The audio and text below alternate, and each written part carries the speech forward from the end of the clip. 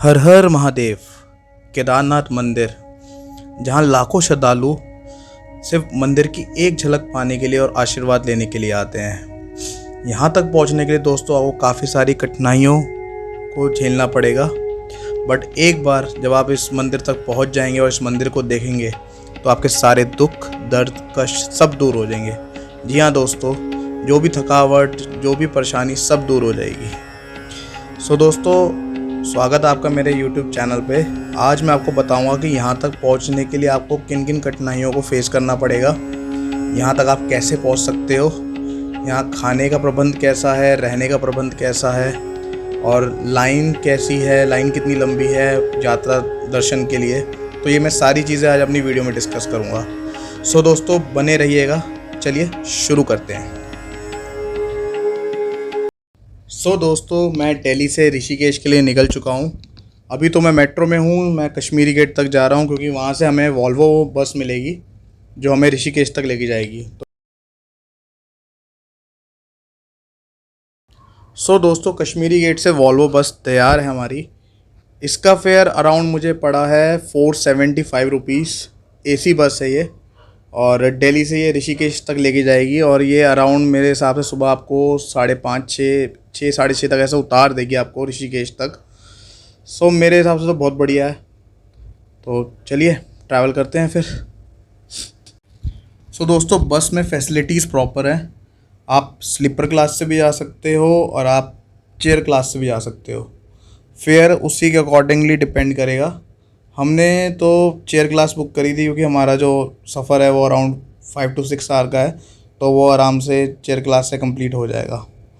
बाकी आप पे डिपेंड करता है कि आपको क्या सूटेबल लगता है, तो आप उस हिसाब से बुकिंग कर सकते हैं।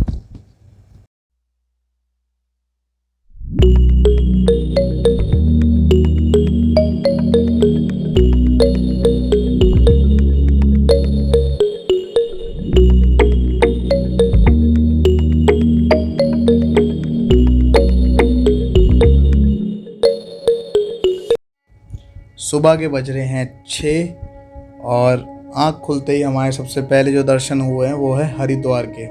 और साथ ही साथ शिव जी की इतनी बड़ी मूर्ति है कि देख के ही मन खुश हो गया।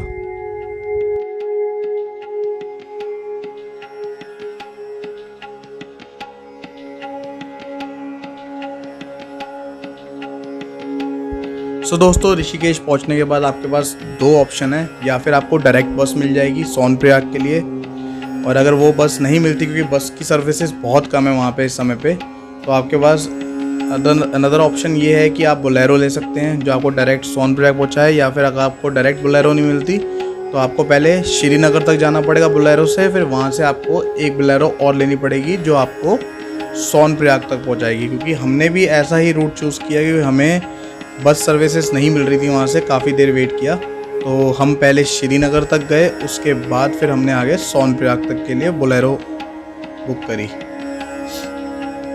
ऋषिकेश से सोनप्रयाग तक पहुँचने में आपको अराउंड 8 से 9 घंटे लग सकते हैं अगर ट्रैफिक नहीं मिला तो।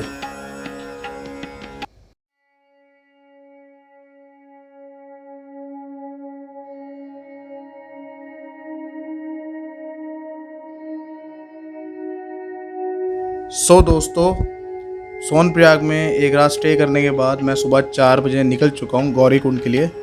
तो गौरीकुंड के लिए आपको बोलेरो लेनी पड़ेगी जो आपको वहाँ तक लेके जाएगी, बट उसके लिए काफ़ी लंबी लाइन होती है, अराउंड 1 किलोमीटर तक की लाइन होती है, तो उसमें आपका नंबर आते आते 1 घंटा हो ही जाता है। अदरवाइज़ अगर आप गौरीकुंड तक के लिए आप खुद ट्रैक करके जाना चाहें तो आप वो भी कर सकते हो। उसके लिए साइड में, पुल की साइड में एक और रास्ता है, आप वहाँ से जा सकते हो। अदरवाइज़ अगर आपको बोलेरो चाहिए तो आपको उसके लिए लाइन में लगना पड़ेगा।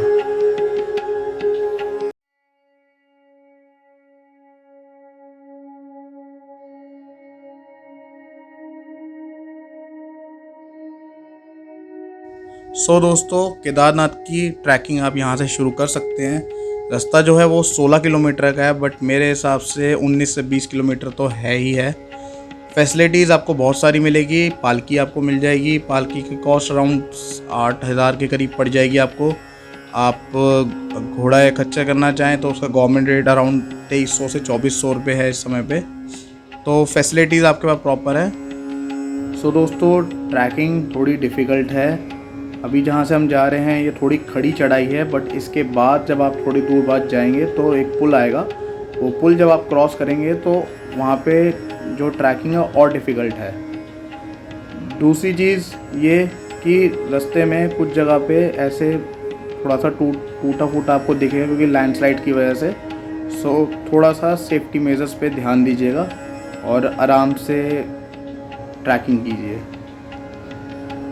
सो दोस्तों, सेफ्टी मेजर्स पे पूरा ध्यान रखिएगा क्योंकि कहीं कहीं जगह आपको ऐसा भी लगेगा घोड़े और खच्चर बहुत ज़्यादा है, इंसान से ज़्यादा घोड़े खच्चर दिखेंगे। तो आने वाली ट्रैकिंग में आगे आपको कई कई जगह आपको रेलिंग्स भी नहीं लगी हुई दिखेंगी, तो थोड़ा सा अपने बैलेंसिंग पे आप ध्यान रखिएगा। बाकी दोस्तों, खाने पीने की इतनी प्रॉब्लम नहीं आएगी आपको वहाँ पे, क्योंकि रास्ते में बहुत सारी दुकानें आएंगी जहाँ पे आपको पराठे, मैगी, चाय सब मिलता रहेगा प्रॉपरली। बट हाँ, जैसे जैसे आप ट्रैकिंग में ऊपर जाते जाएंगे वैसे वैसे चीज़ों के रेट बढ़ते जाएंगे।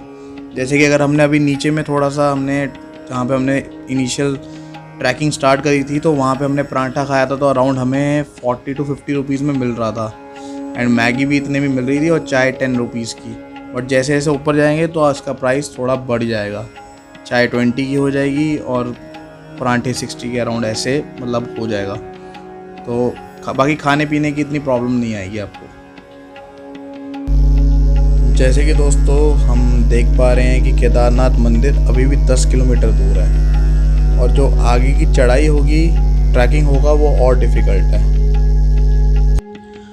रास्तों के खूबसूरत नज़ारों के साथ चलिए उनसे भी बात करते हैं जो केदारनाथ मंदिर तक जाने के लिए लोगों की मदद करते हैं।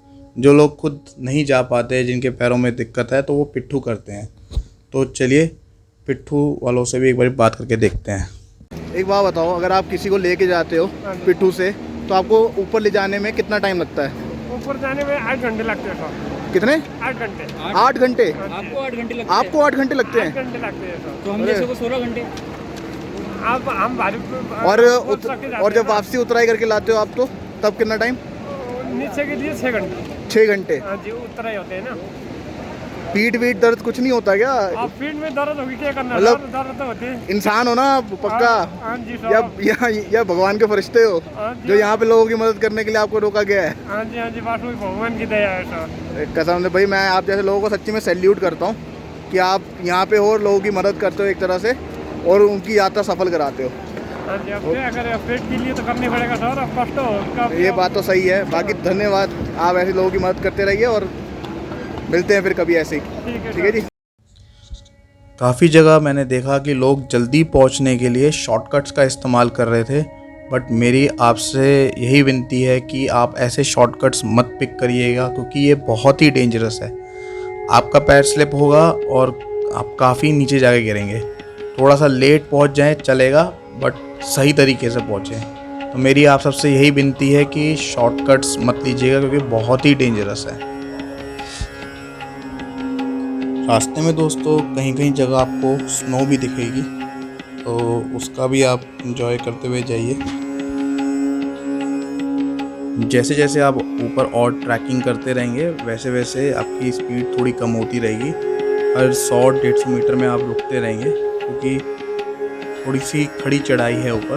बाकी रास्ते में आपको पानी, नींबू पानी, इन सब की सारी फैसिलिटीज़ प्रॉपर मिलेगी। वॉशरूम्स भी प्रॉपर मिलेंगे आपको, तो इन सब चीज़ों की आपको कोई दिक्कत नहीं आने वाली।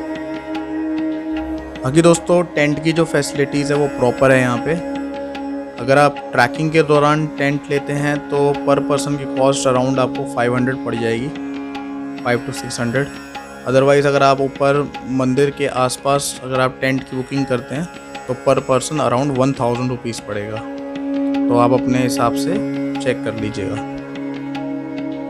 बाकी मौसम यहाँ पे दोस्तों कभी भी पलट जाता है, कभी भी बहुत कड़कती हुई धूप आ जाती है तो कभी बहुत ज़्यादा ही ठंड लगनी शुरू हो जाती है, एकदम से बादल आ जाते हैं और कभी बहुत ज़्यादा बारिश हो जाती है।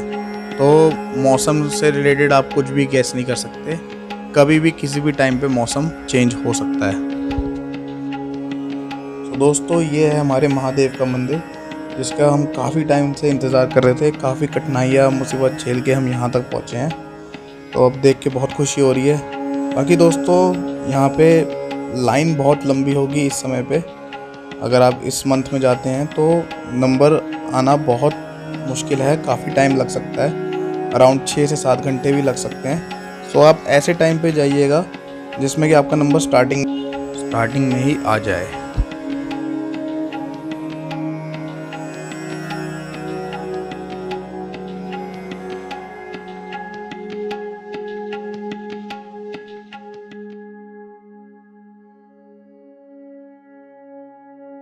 मंदिर के पीछे बहुत बड़ी चट्टान है।